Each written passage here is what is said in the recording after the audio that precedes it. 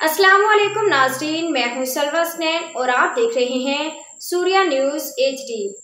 आइए नजर डालते हैं आज की अहम खबरों पर। समाजी रहनुमा फकीर कमाल मक्सी कातिलाना हमले में शदीद जख्मी। मुलजमान सरेआम घूम रहे हैं, पुलिस उनकी सरपरस्ती कर रही है। मुजाहिरीन जख्मी समाजी रहनुमा के वर्षा ने अस्पताल चौक से लखेदर थाना सामने एहतजाजी मुजाहरा किया। मुलजमान गिरफ्तार किए जाएं। SHO थाना लखेदर रफीक सोमरू ने मुजाहिरीन से मोहलत ली। 2 दिन के अंदर मुलजमान के गिरफ्तार करने की यकीन दहानी पर एहतजाज मुलतवी किया।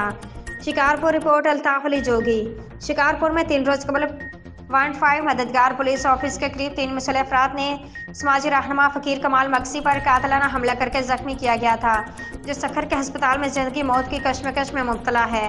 पुलिस ने अभी तक इसके मुलजमान को गिरफ्तार नहीं किया है। पुलिस की जानिब से मुलजमान गिरफ्तार न करने पर वर्षा मक्सी बरादरी के रहनुमा गुलाम हुसैन, मोहम्मद सलीम मक्सी और बेलो मक्सी व दिगर की रहनुमाई में सिविल अस्पताल से थाना लखेदर के सामने एहतजाजी मुजाहरा किया।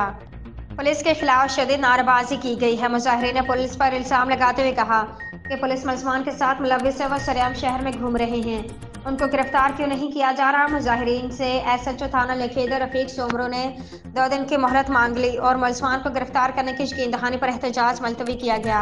आज के लिए इतना ही। मजीद खबरों और अपडेट्स के लिए देखते रहिए सूर्या न्यूज़ HD।